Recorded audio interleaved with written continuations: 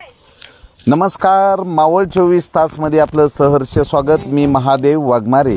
मावळ तालुक्यातील ओळख गावामध्ये एक विचित्र गाईला वासरू जन्मलेलं आहे आणि याला जास्तीचे पाय आहेत आणि ह्या वासराला पाहण्यासाठी परिसरातील अनेक शेतकरी या ठिकाणी ह्या ओळख गावचे पोलीस पाटील आहेत, या पोलीस पाटलांच्या इथं भेट देण्यासाठी येत आहेत। काय सांगाल, हे जे वासरू आहे आम्हाला जरा उचलून दाखवा, नेमकं म्हणजे काय जास्तीचे अवयव आहेत, किती पाय आहेत, काय आहे असं? वासराला 4 पाय असतात, पण या वासराला झालेत 5 पाय। आणि इतकं विचित्र आहे की ते पाहण्यासारखं आहे की त्याला मागल्या ज्याची जी संडाची जागा आहे त्या ठिकाणी पाय आलेला आहे आणि एक पायाला 2 खुर आलेले आहे। त्यामुळे आम्हाला ते असं विचित्र वाटलं, म्हणून तुम्हाला कळवायचं वाटलं। आणि या गायीची सहाय्यता एकदम नॉर्मल झाली, फक्त हेच वेत असं वेगळं झालं। कुणाचं वासरू आहे, काय नाव त्यांचं? हे गावचे विद्यमान पोलीस पाटील, त्यांनी या गायीचं संगोपन केलं आणि बरोबर श्रावण महिना चालू झाला त्या दिवशी हा नंदी त्यांच्या घरात जन्मास आला, पण तो अशा अवस्थेत आला। हा जो नंदी आहे, या नंदीला जे पाय आहेत जरा उचलून घ्या।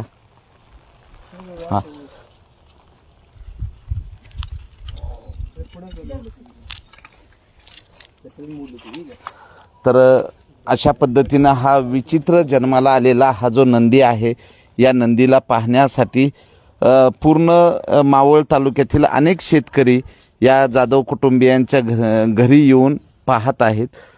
नॉर्मल जर वासरू जन्माला आलं तर त्याला 4 पाय असतात, त्याला 5 पाय असून त्याचे ही विचित्र असं जन्म झाल्यामुळे या ठिकाणी सर्व शेतकरी उपस्थित झालेले आहेत।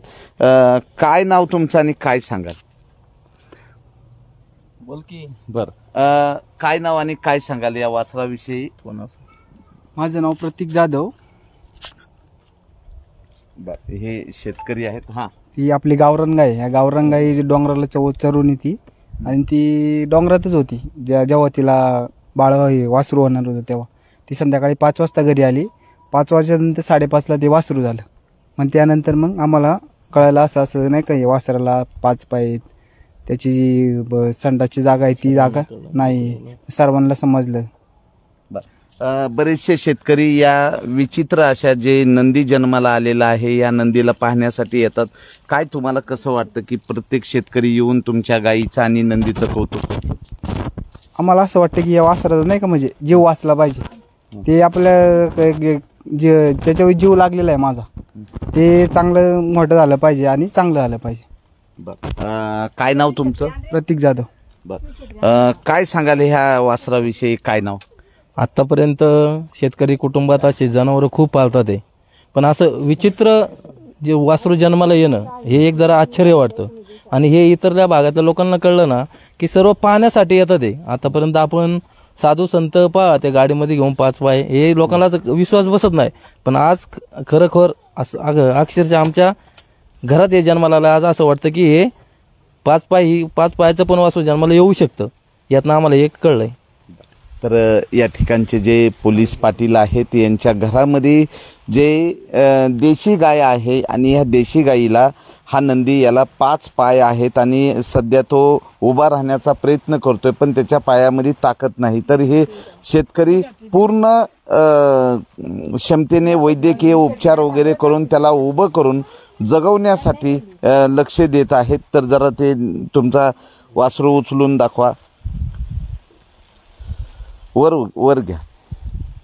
तर हे अशा पद्धतीनं 5 पाये आहेत, त्यांची संडासची जागा ही दुसरीकडे। आणि संडासची जागा जी आहे त्या ठिकाणी पण वेगळे अवयव आलेले आहेत, त्यामुळे शेतकऱ्यांमध्ये एक उत्साहाचं वातावरण आहे। आपल्या देशामध्ये देशी गोवंश संवर्धन संरक्षण करण्यासाठी शेतकऱ्याच्या वतीनं मोठी चळवळ उभी केली जाते आणि शेतकऱ्याच्या दारामध्ये गाय असल्याशिवाय शेतकरी दिसत नाही। यामुळे आज ह्या वासरामुळे या शेतकऱ्याच्या घरी अनेक परिसरातले शेतकरी येऊन भेटी देत आहेत। तर वासरू हा जे नंदी आहे पाहण्यासारखा आहे। अनेक जण या नंदीची पूजाही करण्यासाठी येत आहेत की विचित्र नंदी असल्यामुळे सर्व पाहण्यासाठी गर्दी करत आहेत।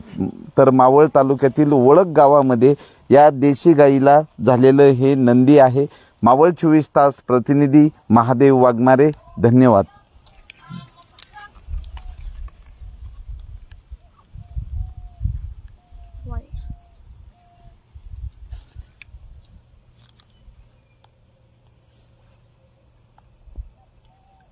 बरं, लहान मुलं पण आहेत, जरा लहान मुलाकडनं आम्ही जाणून घेणार आहे. काय नाव आणि काय सांगशील? बरेच मित्रमंडळी, बरेच शेतकरी भेटायला येतात.